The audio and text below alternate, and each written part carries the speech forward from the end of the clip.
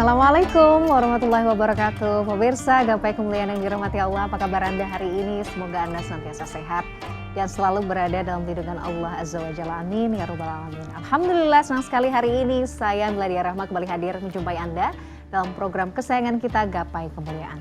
Selama 30 menit ke depan insya Allah secara khusus kita akan mengkaji bersama tema yang saat ini sedang menjadi keprihatinan kita semua, yaitu tentang fenomena fatherless. Nah, fatherless ini diartikan sebagai anak yang bertumbuh kembang tanpa kehadiran sosok ayah atau anak yang mempunyai ayah, tapi ayahnya tidak berperan maksimal dalam proses tumbuh kembang anak. Nah, bagaimana Islam melalui Al-Quran memandang fenomena ini? Untuk membahasnya, sudah hadir bersama saya di studio ada Gurunda dan ayah anda kita semua, Kiai Haji Haris Akam. Assalamualaikum ayah. Waalaikumsalam warahmatullahi wabarakatuh. Sehat? Sehat. Alhamdulillah. Ini temanya cocok nih, saya juga mau berguru ini tentang fenomena fatherless. Nanti kita bahas ya ayah ya. Iya insya Allah. Nah, bagi anda pemirsa yang juga memiliki pertanyaan, Anda bisa mengirimkan pertanyaan Anda berupa pesan teks maupun dalam bentuk video melalui nomor WhatsApp yang tertera di layar kaca. Anda juga berkesempatan untuk bertanya langsung pada Kiai Haris melalui sambungan Zoom yang nanti teknisnya akan ditentukan oleh tim Gapai Kemuliaan. Baik, Pak Kiai, bahasan kita adalah fenomena tentang fatherless yang juga menjadi sebuah fakta yang sebenarnya memprihatinkan adalah data dari UNICEF. Saya catat Pak Kiai. Ada sekitar hampir 30 juta anak di Indonesia usia dini, 3 juta diantaranya ini 10%. Ya 10% ya. Jadi 3 juta diantaranya ini tidak memiliki sosok ayah atau fatherless lah. Nah, ini kan sebuah angka yang sebenarnya sangat besar ya. Tapi di sisi lain tuh kita kan mayoritas muslim. Sebenarnya panduan kita ini jelas. Solusi kehidupan kita ini Al-Quran, semuanya ada di sini. Termasuk bagaimana sebagai seorang ayah kita harus berperan dalam tumbuh kembang anak. Nah, bagaimana kemudian kita bisa mencari solusi dari fenomena atau permasalahan yang tengah terjadi ini, rujukannya Quran. Tafadhol Pak Kiai. Baik, bismillah walhamdulillah wassalatu wassalamu ala rasulillah amma ba'du. Para pemirsa, Mbak Mila, fatherless yang disebutkan oleh Mbak Mila ini bisa jadi memang itu akibat dari sebuah perceraian. Tetapi yang berbahaya sebenarnya orang yang tidak bercerai tetapi bapak ibunya sibuk. Sehingga anaknya tidak mendapatkan perhatian. Sebenarnya ini yang lebih berbahaya. Karena apa? Fasilitas disediakan, dana disediakan, tapi tidak ada pengawasan.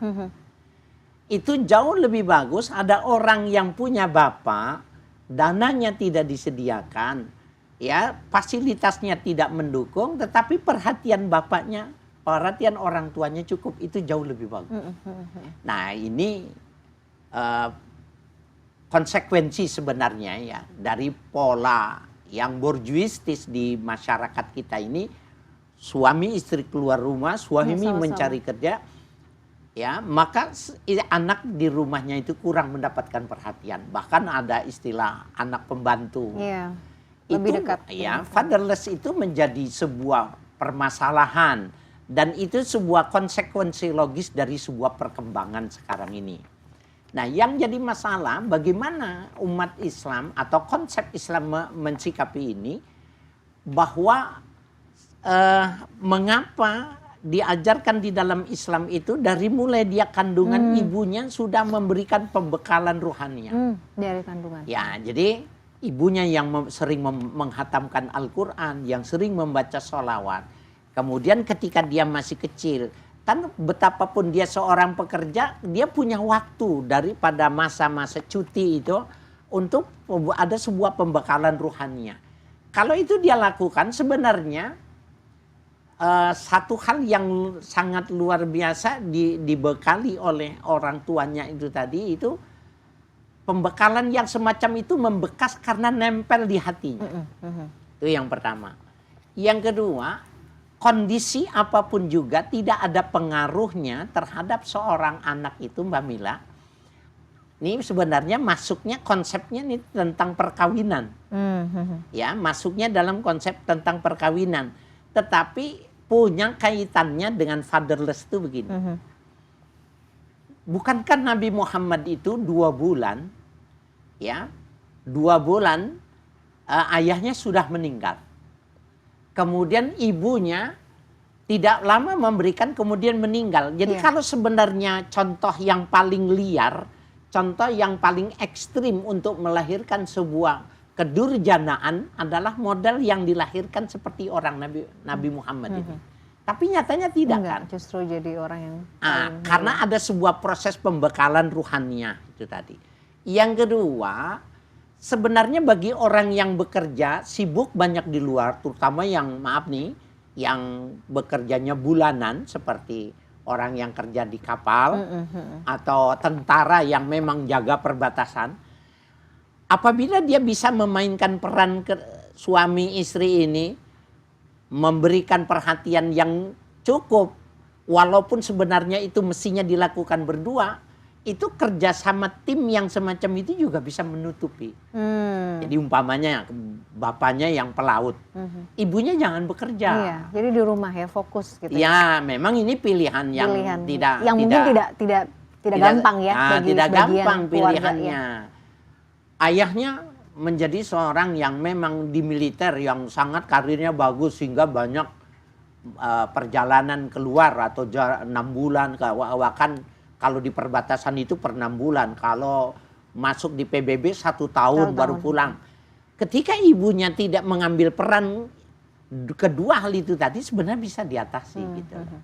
Nah, tetapi manakala dia juga menjadi sebuah tuntutan karena memang harus bekerja itu, maka harus dicarikan Abu Talib di dalam kehidupan anak kita itu. Jadi sosok figur ayah itu tetap harus dihadirkan. Hadirkan. Jadi ketika Abdullah meninggal, maka dicarikan Abdullah lain. Ya, Abdul Muthalib. Abu Talib ini adalah Abdullah yang diciptakan oleh keluarga itu untuk memerankan peran father itu tadi.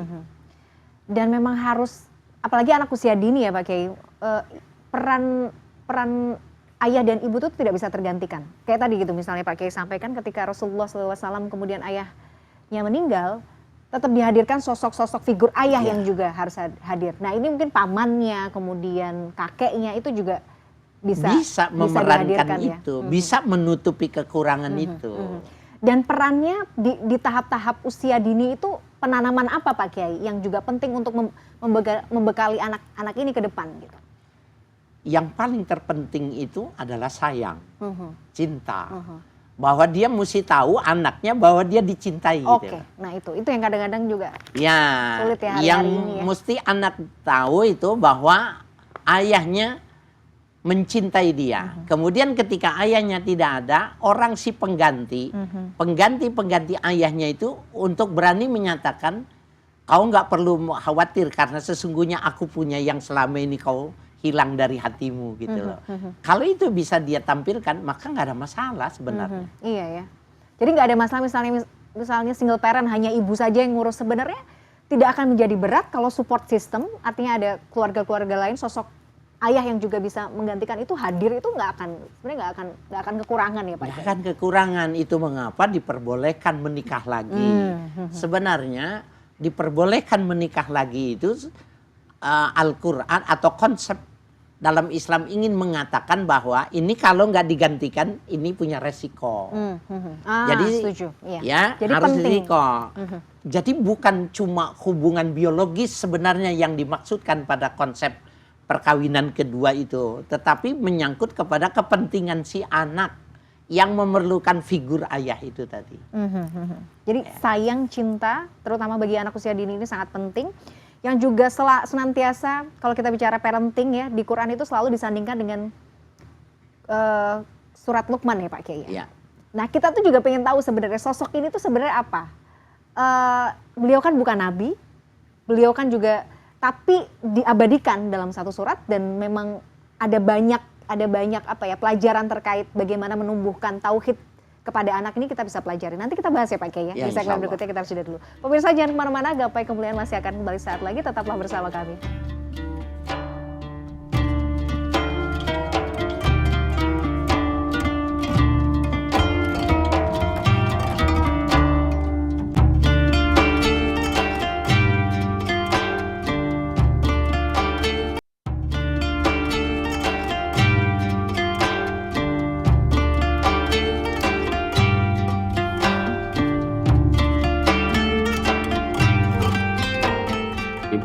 Assalamualaikum warahmatullahi wabarakatuh. Perkenalkan, nama saya Irfan Santiko dari Purwokerto. Saya ingin mengajukan pertanyaan kepada Ustadz perihal tema yang menarik pada kali ini, yaitu terkait dengan anak yatim. Kita sebagai umat muslim memang diperintahkan untuk memelihara anak yatim. Namun banyak di kalangan masyarakat justru melakukan adopsi. Nah, pertanyaannya adalah, apakah adopsi hakikatnya itu sama dengan memelihara? Kemudian bagaimana menurut pandangan Al-Quran terkait adopsi anak yatim? Nah, demikian yang bisa saya tanyakan kepada Ustadz. Sekali lagi terima kasih atas penjelasannya. Syukron, jazakumullah khairan.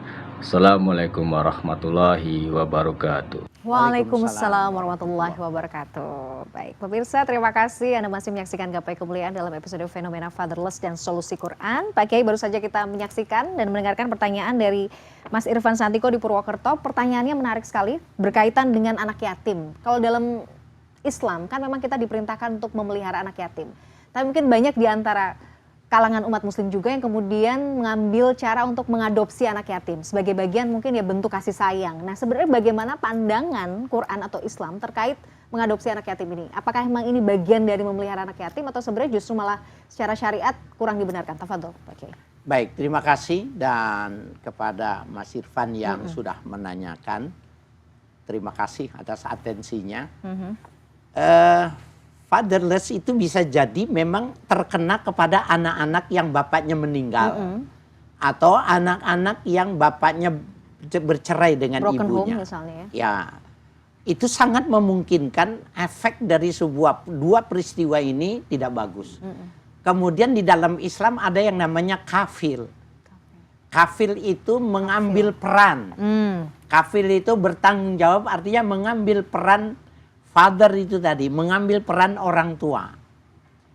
Nah, sementara yang namanya adopsi itu tidak dikenal dalam Islam. Apa bedanya kafil dengan adopsi? Adopsi itu adalah konsep Burgerlich Wetboek, ya, konsep perdata barat. Oke. Yang di dalam konsep perdata barat itu, orang yang punya kepentingan karena dia tidak punya anak atau dia memang ingin berbagi, anak-anak orang yang tidak mampu atau orang yang dikehendaki kemudian dijadikan anak adopsi dengan cara mendaftarkan ke pengadilan negeri. Maka nanti setelah diperiksa persyaratannya memadai, dengan ketuk palu anak itu menjadi adopsinya si A. Tapi konsekuensinya secara hukum berpindah. Itu adopsi itu berpindah. Artinya dia bin yang mengadopsi. Kemudian dia mendapatkan warisan dari yang mengadopsi dan gen dari nama, marga dan lain sebagainya, dia ikut ke dalam yang mengadopsi itu. Nah, karena dia memutuskan keaslian daripada orang tua asalnya, itu yang di dalam Islam disebut dengan qati'ur rahim. Orang yang memutuskan silaturahim. Dan orang yang memutuskan silaturahim itu diharamkan dan dia pasti masuk neraka, sehingga adopsi tidak dikenal dalam Islam. Nah, dalam Islam itu mengangkat, mengurus, mengambil peran ayah, tetapi ketika dia wanita, maka dia waktu menikah dia tidak mewalikan, dicarikan, dibantu, dan dia akan mengatakan kau mesti berbakti karena itu ayahmu yang asli. Jadi nasabnya tidak terputus juga ya Pak? Tidak boleh terputus. Tidak boleh ya. Tidak itu boleh bagian terputus. dari. Oke. Jadi itu tadi berarti dalam Islam sudah jelas ya, Mas Irfan, bahwa tidak ada konsep adopsi karena itu tadi itu justru konsekuensinya adalah menghapuskan nasabnya gitu. Betul. Dan dia mengurangi jatah warisan dari anaknya yang mengadopsi. Umpamanya dia punya anak 3. Dengan dia mengadopsi satu, maka dia sebenarnya mengambil hak yang bukan punya orang, yang bukan punya dia. Jadi itulah bagaimana indahnya Islam menjaga ya, bagaimana itu tadi menjaga ini keturunannya siapa, tetap walaupun misalnya secara finansial dibantu, dipelihara gitu ya, tapi tidak menghilangkan kemudian itu garis keturunannya si anak tadi ya. Betul. Jadi solusinya Pak Kiai tetap bisa ya kemudian membantu secara finansial, memberikan kasih sayang kepada bukan darah daging kita itu tidak masalah sebenarnya ya. Ya, itu yang disebut Itu dengan tadi, kafil kafil tadi dan ya. itu dijamin. Ana wa kafilul yatim kahataini fil jannah. Aku dengan kafil-kafil itu yang mengambil peran orang tua kepada anak yang membutuhkan itu seperti ini. Jadi dekat di dalam sorga. Menjadi sebuah kemuliaan. Oke. Ya. Batasannya berarti kalau untuk memelihara atau tadi ya Pak, akhirnya memberikan kasih sayang, memelihara anak yatim itu seperti apa Pak Kiai? Pak Kiai, ya sama halnya seperti kita merawat anak kita sendiri sebenarnya, tapi seperti apa kemudian batasannya? Bahkan kalau kita pengen mendapatkan kemuliaan, mendapatkan lipatan kebaikan yang kita lakukan, dahulukan anak yang jadi tanggung jawab kita ini, maaf kata, anak orang lain yang kita ambil alih ini kita dahulukan ketimbang anak kita. Maka pasti dia akan mendapatkan keuntungan. Jadi umpamanya bayar sekolah. Oke. Bayarkan anak Biaya asuhnya sekolah dulu, anak asuh biar dulu sekolah gitu. dulu. Mau beli pakaian, dahulukan dia lebih dahulu. Maka anak itu akan merasa nyaman dengan ayah yang semacam ini karena dia gitu ya. dia tahu kan dia diangkatnya kan sudah besar, sudah bisa melihat, sudah bisa berpikir. Paham. Okay. Tetapi dia tahu benar, oh memang ayahku lahir kembali. Ini adalah sosok dari sebuah ayah yang sudah meninggal, ayah yang sudah pergi. Maka pada saat itu dia tidak kehilangan, sehingga fatherless tidak akan hilang. Oke, baik. Ya. Luar biasa, Masya Allah. Nah Pak Kiai, ini mudah-mudahan bisa memberikan jawaban kepada Mas Irfan ya di Purwokerto. Kita lanjut tadi pertanyaan yang sempat belum dijawab terkait siapakah sosok Luqman ini. Boleh diceritakan nggak Pak? Sejujurnya saya pun juga yang saya tahu adalah beliau ini adalah seorang orang yang soleh sehingga namanya juga kisahnya juga diabadikan dalam Quran. Bukan nabi, tapi seberapa spesial sih sosok ini? Iya. Pak Kiai. Menurut ulama Muhammad ibnu Ishaq ya, menceritakan bahwa Luqman itu bin Bahur bin Tarikh. Tarikh ini nama lain dari Azar. Azar. Bapaknya Nabi Ibrahim. Oh iya. Nah kalau begitu Luqman berarti cucunya dari Azar ini. Jadi masih satu rumpun dengan Nabi Ibrahim. Hanya saja Luqman ini dalam riwayat itu orangnya hitam. Bahkan orangnya jelek, ya, tidak ganteng barangkali begitu. Sehingga pernah suatu saat di dalam kesehariannya itu ada orang yang dekat itu dia mengatakan, "Wahai Luqman, kenapa kau begitu jelek?" Gitu ya. Mungkin karena dia hitam, mukanya tidak ganteng dan sebagainya. Kenapa kau begitu jelek? Ya. Apa artinya gini, kalau dilihat dari ayahnya dari ibunya kok tidak seperti ini gitu ya. Kenapa kau begitu jelek? Maka dia mengatakan, bukankah jelek itu dialamatkan kepada yang menciptakan? Betul lagi. Jadi jawabannya tuh Masya Allah. Ya. Nah kalimat itu penuh hikmah sehingga orang nggak perlu menjawab, tapi dengan kalimat pertanyaan dijawab dengan pertanyaan itu udah grand theory itu. Ya, setuju. Karena dan kalimat itu bukankah itu pertanyaan kepada yang menciptakan, orang itu langsung bertaubat.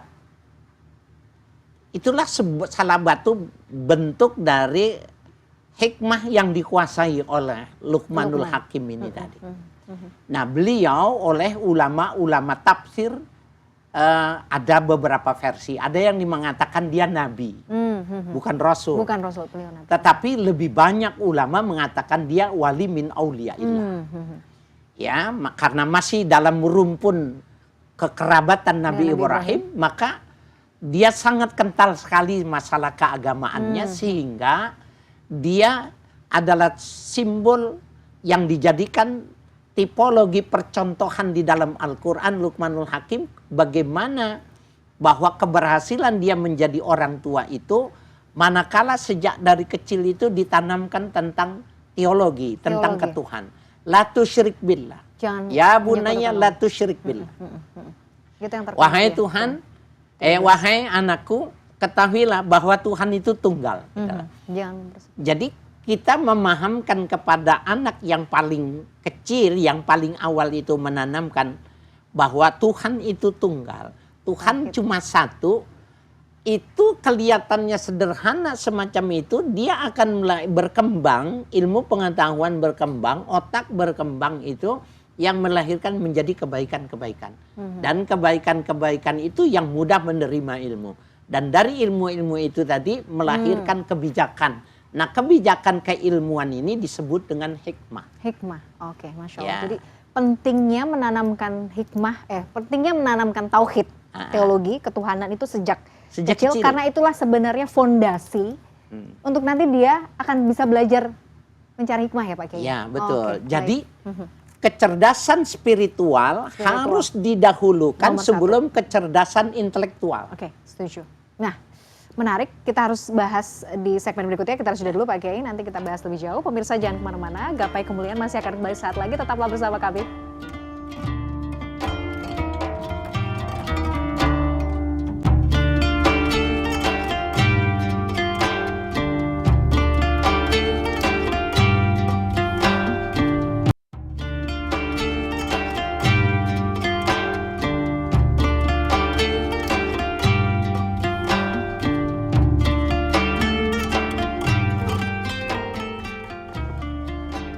Pemirsa, terima kasih Anda masih menyaksikan Gapai Kemuliaan dalam episode Fenomena Fatherless dan Solusi Quran. Pak Kiai, kita lanjutkan pembahasan bahwa sosok Luqmanul Hakim ini yang kemudian memberikan gambaran kepada kita fondasi utama untuk pendidikan anak, terutama anak usia dini adalah yang pertama spiritual dulu, fondasi. Mengapa Pak Kiai itu tadi ya? Kenapa ini harus ditekankan sebagai itu tadi acuan pertama, acuan mendasar bagi pendidikan anak?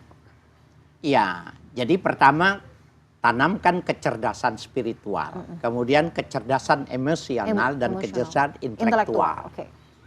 Nah, kenapa dia mesti yang pertama yang ini? Karena yang lebih banyak berkenaan dengan hati. Karena kecerdasan spiritual itu bukan menanamkan sesuatu yang bisa dicontohkan, yang bisa diperlihatkan. Kan beda tentang emosional, orang dilatih menghadapi oleh satu masalah, problematika. Maka dia mudah melihatnya, memahaminya. Begitu juga dengan kecerdasan intelektual. Bisa dikasih pelajaran sehingga bisa ditangkapnya. Tetapi kalau kecerdasan spiritual itu, dia harus terus-menerus dan itu memang peran ibu, peran bapak itu sangat luar biasa. Maka setiap kali ibunya mengatakan astagfirullahaladzim, bismillahirrahmanirrahim. Ayo nak, jangan lupa baca bismillah. Terima kasih sambil dalam alhamdulillah. Setiap saat dia mendengarkan kalimat-kalimat spiritual yang semacam itu melahirkan kecerdasan. Jadi bisa jadi wujudnya itu ucapan. Wujudnya itu ekspresi ketika dia senang dan lain sebagainya. Tetapi itu yang bisa menyerahkan. Itu sebenarnya siapa sih? Alhamdulillah. Allah itu siapa? Bismillah. Allah itu siapa? Nanti dia tanya, Allah itu siapa sih, Ma? Betul. Nah, pada saat si anak itu bertanya, kemudian dia jelasin, kita ini bukanlah manusia yang lahir dengan sendirinya. Kita ini atas kemauan Tuhan, atas kehendak Tuhan. Dengan cara yang sangat sederhana, lama-lama anak itu kelihatannya semacam itu, dan itulah yang melahirkan kecerdasan dua yang lainnya itu. Oke. Ini baru saja terjadi kemarin Pak Kiai, ini pengalaman pribadi. Anak saya nanya tiba-tiba, Allah itu siapa bunda gitu. Nah mulai pertanyaan-pertanyaan seperti ini buat saya penting, tapi harus hati-hati juga menerangkannya kan. Nah bagaimana kemudian kita memberikan gambaran yang sederhana Pak Kiai tentang pengenalan itu tadi. Tauhid bahwa Allah ini adalah yang menciptakan kita gitu. Bagaimana kita memberikan yaitu tadi didikan yang sederhana, tapi mudah-mudahan anak juga mengerti gitu. Ya, memang kita tidak mungkin menyampaikan sampai kepada hakikat. Hakikat ya, itu karena terlalu sulit untuk dipahami kan. Maka kita bisa memberikan kata ganti yang mudah dia memahami bahwa sebenarnya peran Tuhan itu menyangkut keseluruhan hidup, betul. Termasuk kehidupan dia dengan anaknya itu tadi. Umpamanya ya, kalau kita mengatakan ini lampu ini nak, ini lampu ini terang ini, karena lampu ini terhubung dan ada genset, ada motor, ada listrik, itu yang menjadi tenaga, ini menjadi terang. itulah gambaran bahwa hidup kita ini bisa terang, bisa seperti ini, ada yang menentukan. Iya, ada yang menggerakkan, Ada yang menggerakkan. menciptakan. Nah, Tuhan itu seperti itu. Coba kamu lihat matahari. Iya. Itu yang menjalankan. Nanti kalau kamu lihat di malam ada bulan, itu Siang Tuhan yang juga, melakukan. oke. Jadi belajar dari ciptaannya ya Pak Kiai. Ya, memang mengajarkannya Memang dengan ciptaan. memperhatikan ciptaan. Memang disuruhnya seperti itu. Karena dia Tadabbur. tidak akan sampai kepada yang makna hakiki. Dan itu memang betul ya Pak Kiai, dilakukan terus menerus bahkan sampai anak itu sudah paham ya, memang harus diingatkan terus menerus ya. Ya, nanti kan dia akan berkembang, yang sedikit itu dia akan berkembang Nalarnya juga akan- dengan pendidikan, dengan bermasyarakat, dengan bergaul, berkembang. Itulah kenapa kita rasanya penting ya mendahulukan spiritual dulu ya, pendidikan spiritual melebihi yang lain. Karena kadang-kadang begini Pak Kiai, namanya kita, saya tuh juga merasa sebenarnya mungkin pada saat fase masih muda gitu ya, menentukan jati diri, mencari jati diri, kadang-kadang suka belok sana gitu, belok sini gitu, kadang terpleset. Dan sebenarnya yang bisa narik kita kembali ke tracknya lagi, kembali ke jalan yang benar itu kan sebenarnya pendidikan yang ditanamkan dari kecil ya. Iya, Pendidikan tauhid kekuatan ya. spiritual itu dia akan tumbuh terus. Dan dia bahkan kalau dia melakukan sholat, dia melakukan zikir, dia sering mengucapkan nama-nama Tuhan itu, dia semakin kuat. Semakin kuat. Betapapun goncangan dahsyatnya, topan dan lain sebagainya, dia ibarat perahu tidak akan terbalik. Oke. Nah itu ya. Jadi kalau kadang kita belok gitu ya, baliknya lagi cepet ya Pak Kiai. Bisa. Aduh, itu pengalaman sih kadang-kadang dulu tuh. Cuman pada waktu kecil, jadinya pengalaman pribadi ya. Disuruh apa? Suruh sekolah TPA. Pokoknya harus ini. Kalau enggak, misalnya dihukum nih misalnya, atau dulu tuh kan anak kecil, aduh kenapa sih harus sekolah TPA? Kenapa sih harus suruh ngaji gitu? Kadang setelah besar baru paham. Kalau mungkin waktu kecil nggak diginiin sama orang tua, mungkin saya udah kemana-mana gitu. Jadi pemahaman itu juga, pemahaman spiritual juga terus sebenarnya sampai kita dewasa akan terus bertumbuh ya Pak Kiai. Iya, betul. Nah Pak Kiai, kalau misalnya, terkait langsung pada fenomena fatherless yang kemudian menjadi keprihatinan kita semua, bagaimana kemudian Quran memberikan solusi konkret Pak Kiai untuk bisa, ya itu tadi, menyikapi fenomena ini gitu. Ya, maka kita mengambil contoh bagaimana Nabi Muhammad itu sebagai Nabi yang terakhir, Rasul yang terakhir itu bisa untuk contoh siapapun juga, termasuk contoh fatherless. Contohnya ada pada Nabi.